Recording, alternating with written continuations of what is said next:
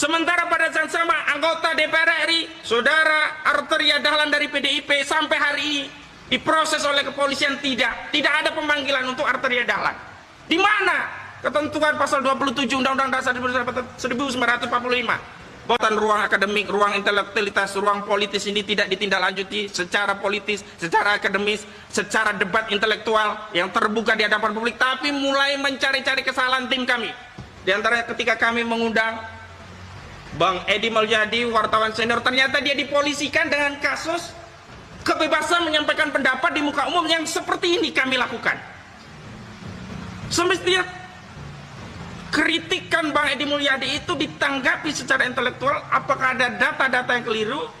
Apa ada ujaran terkait kritik kepada DPR atau kepada pemerintah yang keliru? Bukan dicari-cari kesalahan.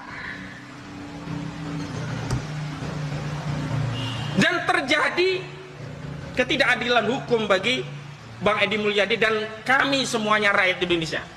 Bagaimana mungkin ujaran yang hanya mengatakan jin buang anak ditafsirkan syarat dan langsung diproses, dipanggil oleh kepolisian. Sementara pada saat sama anggota DPR RI, saudara Arteria Dahlan dari PDIP sampai hari ini diproses oleh kepolisian tidak ada pemanggilan untuk Arteria Dahlan. Di mana ketentuan pasal 27 Undang-Undang Dasar 1945? Bahwa setiap warga negara berkesamaan kedudukannya di hadapan hukum. Ini menunjukkan hukum itu hanya bagi penguasa. Hukum hanya bagi yang pro penguasa. Hukum hanya bagi mereka yang menjadi bagian dari oligarki. Tapi bagi rakyat, bagi kami yang hanya mengkritisi, yang kami sebenarnya tidak dibayar, semestinya DPR yang mengkritisi eksekutif. Karena sesuai dengan konstitusi, DPR itu menjadi lembaga penyeimbang. Selain punya fungsi legislasi, punya fungsi budgeting, juga punya fungsi controlling, mengontrol kinerja presiden, kinerja eksekutif. Bahkan diberi wewenang dari hak angket sampai menyatakan pendapat, dan HMP itu bisa berujung kepada pemakzulan, dan ini tidak pernah dilakukan oleh DPR. Semua produk usulan dari eksekutif diketok tok. Jadi nyaris tidak ada bedanya DPR era now dengan DPR pada masa Orde Baru, bahkan lebih parah. Saya ingin tegaskan kembali lagi, kriminalisasi yang terjadi pada Bang Edi Mulyadi tidak bisa dibenarkan secara hukum.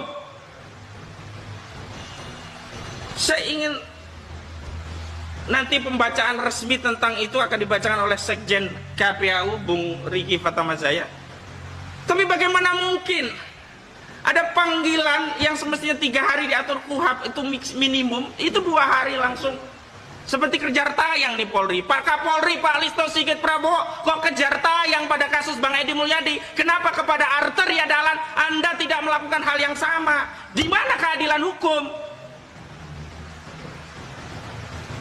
Jadi kami mengerti kenapa ada satu kepala desa di wilayah Kalimantan tuh sampai diseret-seret karena hanya memenuhi panggilan polisi.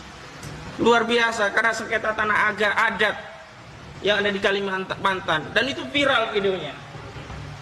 Jadi wajar kalau kepolisian di daerah mungkin bisa melakukan hal itu. Kapolri saja, Polri yang di tingkat pusat, Mabes, ngirim surat panggilan saja tidak sesuai prosedur KUHAP. Nanti akan dibacakan rinciannya. Dan tentu saja kepada segenap kaum muslim seluruh rakyat Indonesia, saya ingin tegaskan apa yang dilakukan oleh Bang Edi Mulyadi dan kami dari KPU ini semata-mata untuk kepentingan seluruh rakyat Indonesia. Tidak ada kepentingan kami pribadi. Karena itu kalau hari ini Bang Edi Mulyadi mendapat musibah, diduga dikriminalisasi dengan pendekatan hukum, padahal itu adalah pesanan oligarki diduga kuat.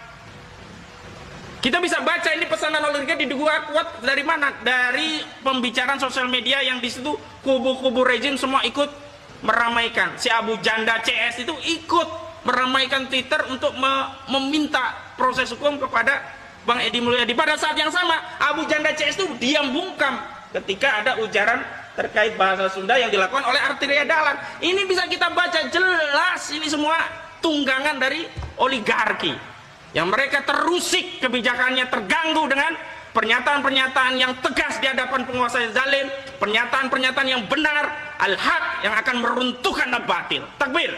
Allahu Akbar.